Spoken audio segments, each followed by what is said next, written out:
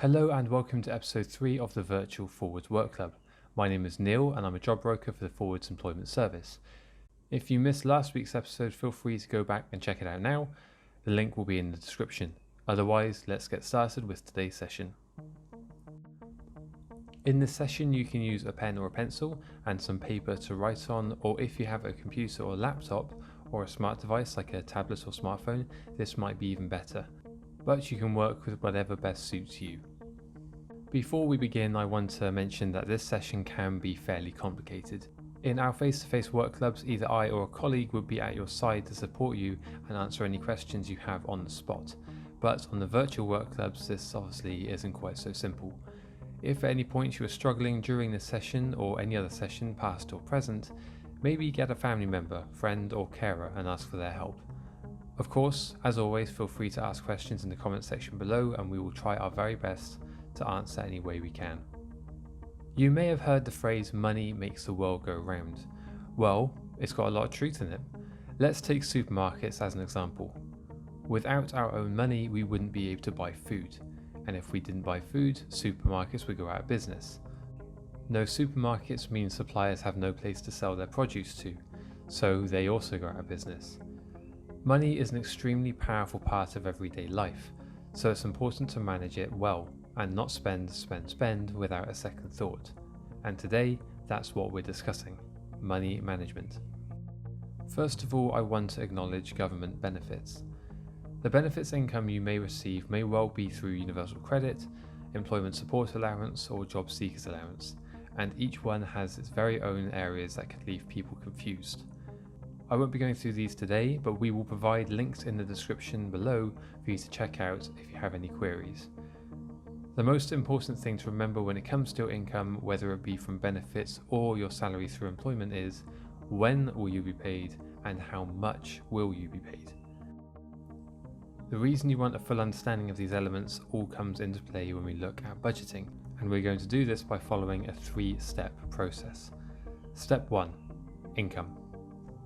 Make a note of when you get paid and how much you get paid. I find the best way of doing this is by looking at the last 3 months' bank statements. I'll leave an example of an income table on screen, but do whatever feels most comfortable for you. Pause the video now to complete this task. As you can see from my example, I've taken all the payments that I receive and added it up so that I get a clear picture of how much I get every month. So how did you get on? If you found this difficult, I promise you're not the only one. Now that we've done this, we can move on to step 2, outgoings. Make a note of when you pay your bills and how much you pay. Again, using recent bank statements will probably help here. And once again, here's an example if you need some guidance on how to create an outgoings table. Pause the video now to complete this task. I'm not going to lie, this task isn't as fun to do because when you start to see how much money you're spending every month, you begin to wish you didn't have to pay it. Unfortunately, there's not much you can do about these payments as they are usually part and parcel of where you live. But this exercise wasn't designed to make you miserable about how much you spend, it's about budgeting, so on to step 3. And I promise, this is the last bit of maths I'll ask you to do this session. Take your income and minus your outgoings. So for the example I use, I will take my £1,067 per month and minus £721 per month. The new total comes to £345. This is my spending money for the month. So where can I spend this £345.70? Well, for starters, this isn't the right attitude to have when there's money left over after paying bills. The very first thing I should be thinking is, how can I save as much money as possible? Now the same applies to you. You need to think about groceries, bus fares or fuel. Maybe you have to think about birthdays or Christmas presents. Having extra money is great, and from time to time you can treat yourself to something special, like a new pair of jeans or maybe a posh meal somewhere. But you never know when the circumstances might change. So, it helps to put some money aside each month in case an unexpected payment needs to be made. Even if you can only afford £5 or £10 per month, In a few months' time, that might be enough to create a safety net so that any unexpected bill doesn't create unnecessary stress or anxiety. So to finish this week's session, here's a few recommendations. Number 1, create a money planner. Take a note of how much you spend each month and keep an eye on any bills if they change. Try to get into the habit of doing this every month if you can. Number 2, save, don't spend.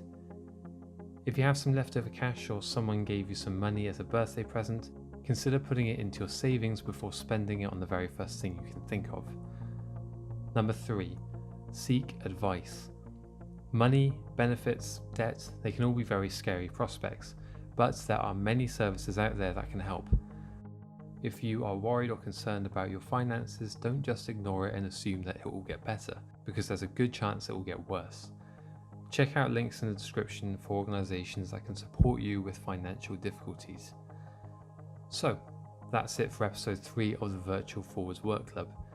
If this session has made you anxious or worried, why not check out episode 1 of the Virtual Forwards Work Club, which covers stress and anxiety. Please share feedback in the comments section below, we'd love to hear your thoughts, and next week we'll be covering finding the right career for you.